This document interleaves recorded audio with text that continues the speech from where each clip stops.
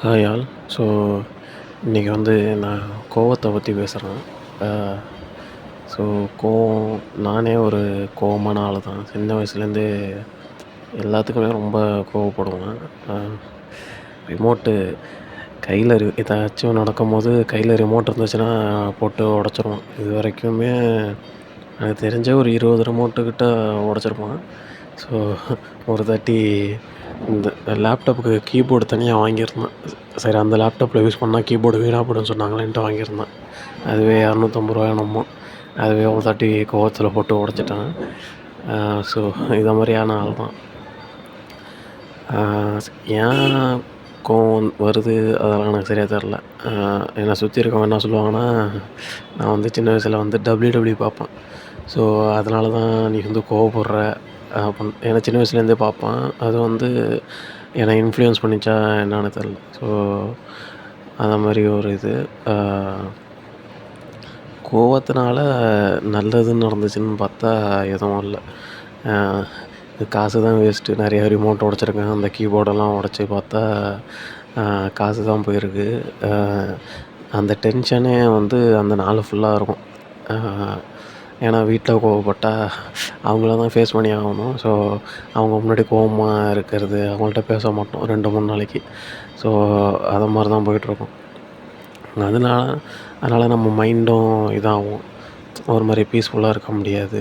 அந்த 2-3 நாள் ஒரு மாதிரி போயிட்டுருக்கும். நல்லதுன்னு பார்த்தா எதுவும் இல்லை. கெட்டது தான் அதிகமாக இருக்குது. அது பார்த்தா ஒரு மாதிரி இப்போ பண்ணதெல்லாம் திரும்பி பார்த்தா ஒரு மாதிரி மிருகம் மாதிரி தான் இருக்குது. ஒரு நம்ம வந்து மனுஷங்க. நம்மளுக்கு நம்ம பண்ணதெல்லாம் திரும்பி பார்க்கும்போது ஒரு மிருகம் நடந்துக்கிட்ட மாதிரி தான் அது வந்து தோணுது. ஒரு சண்டை நடக்குது, அதை நம்மளால் ஹேண்டில் பண்ண முடியல. ஸோ நம்ம ஒரு மிருகத்தை நம்ம அடித்தா என்ன பண்ணும்? அது திருப்பி அட்டாக் பண்ண தான் பார்க்கும். அதுக்கு வந்து பொறுமையாக உட்காந்து பேச தெரியாது. ஆனால் நம்மளுக்கு அது தெரியும்ல. ஆனால் நம்மளால் அதை பண்ண முடியாமல் அந்த இடத்துல வந்து ஒரு தோற்று போய் நம்ம அந்த மிருக குணத்தை வந்து கையில் எடுத்து அது மூலியமாக நம்ம வந்து நான் தான் பெரிய ஆள் அப்படின்னு காமிக்கணும். ஒரு ரிமோட்டு உடைக்கிறதுக்கு மூலியமாக நான் தான் பெரிய ஆள் அப்படின்ட்டு அது காமிச்சிக்கிற மாதிரி தானே அது இது பண்ணுது. ஸோ அது கையில் ரிமோட் இருக்கிறதுனால அது மாதிரி நடக்குது. இதே கையில் ஒரு கத்தி இருந்துச்சுன்னா இது என்ன ஆகும்? கோவத்தினால கொலை பண்ணவங்க நிறைய பேர் இருக்காங்கன்ட்டு சொல்லுவாங்க நிறைய பேர். எங்கள் அப்பாலாம் சொல்லுவாங்க. அதே மாதிரி தான். ஸோ ரிமோட் இருக்குது, அதனால் ரிமோட் உடைக்கிறோம். இதே கத்தி இருக்குது, அந்த ஒரு செகண்டு தான் அது. ரிமோட்டு கையில் இருக்கும், ஒரு மாதிரி கோவமாகவும் டக்குன்னு உடைப்பேன். இதே மாதிரி தான் நடக்கும். அதே மாதிரி தான் கையில் கத்தி இருந்தால் ஒன்று என் கையை நான் அறுத்துக்கிற மாதிரி இருக்கும். இல்லை மற்றவங்க யாராச்சும் இருந்தால் அவங்கள குத்துருவேன். அது வந்து அந்த கோவத்தில் வந்து நம்மளாவே இருக்க மாட்டோம்ல. அது வந்து வேறு ஏதோ ஒரு மிருகம் வந்து நம்மளுக்குள்ளே புகுந்து அந்த செயல்லாம் இது பண்ணணும். அதுக்கப்புறம் நடந்ததுக்கப்புறம் நினச்சி பார்த்தா தான் நம்மளும் அப்படி நடந்திருக்கோம். ஒரு மாதிரி நம்மளுக்கே ஒரு மாதிரி அசிங்கமாக இருக்கும். அது மாதிரி சுற்றி இருக்கவங்களும் வந்து ஒருத்தன் கோவமாக வரான்னா அவனை வந்து சரின்ட்டு விட மாட்டாங்க. திருப்பி எதையாச்சும் கிளறது, அவன் கோவமான லெவலை வந்து இன்க்ரீஸ் பண்ணுறது, அது மாதிரி தான் வந்து பண்ணுவாங்க. அந்த கோவம் வரும். அப்பயே நம்மளும் எதித்தாப்புல இருக்கோம் சைலண்ட் ஆகிட்டா அந்த கோவம் அப்படியே போயிடும். ஆனால் அது மாதிரி பண்ண விட மாட்டாங்க. ஸோ நம்ம தான் நம்மளையே வந்து அந்த சுச்சுவேஷன்லேருந்து வெளில எடுத்துகிட்டு போகணும். அது ரொம்ப கஷ்டமாக இருந்தாலும் ஒரு சண்டை நடக்கிற மாதிரி அந்த அந்த செல்ஃப் அவேர்னஸ் வந்து வேணும். நடக்குது, நம்ம லெவல் வந்து இன்க்ரீஸ் ஆகுது.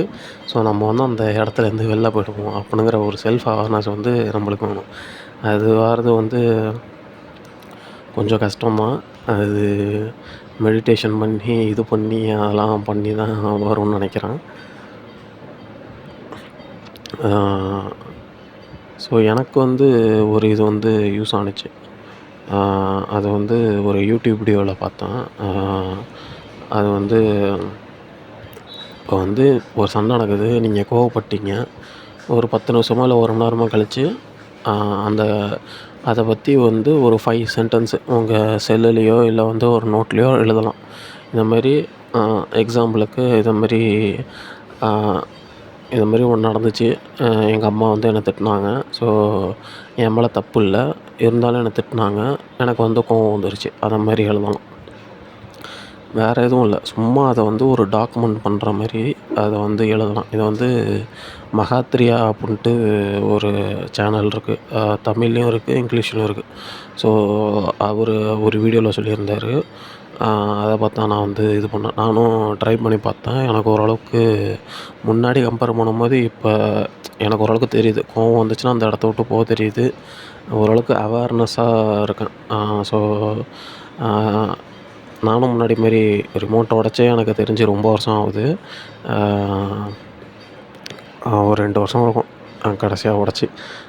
ஸோ அது வந்து எனக்கு யூஸ்ஃபுல்லாக இருந்துச்சு. அது வந்து நீங்கள் எந்த நெகட்டிவ் எமோஷனுக்குமே அது வந்து யூஸ் பண்ணலான்னு சொல்லியிருந்தார். வேறு ஏதாச்சும் ஒரு நெகட்டிவ் எமோஷன் இருக்குனாலும் அதை வந்து நம்ம யூஸ் பண்ணலாம். சும்மா இதை டாக்குமெண்ட் பண்ணுறது மூலிமா நமக்கு வந்து ஸோ இதை மாதிரி சுச்சுவேஷன்லாம் எனக்கு தெரிஞ்சு நான் சொல்கிறேன். ஸோ இதை மாதிரி சுச்சுவேஷன்லாம் நம்ம வந்து ஆங்கர் ஆகுறோம் அப்புடின்ட்டு நம்ம நோட்ஸ் எடுக்கிறனால நம்மளுக்கு வந்து ஓரளவுக்கு மெமரி ஆகுது.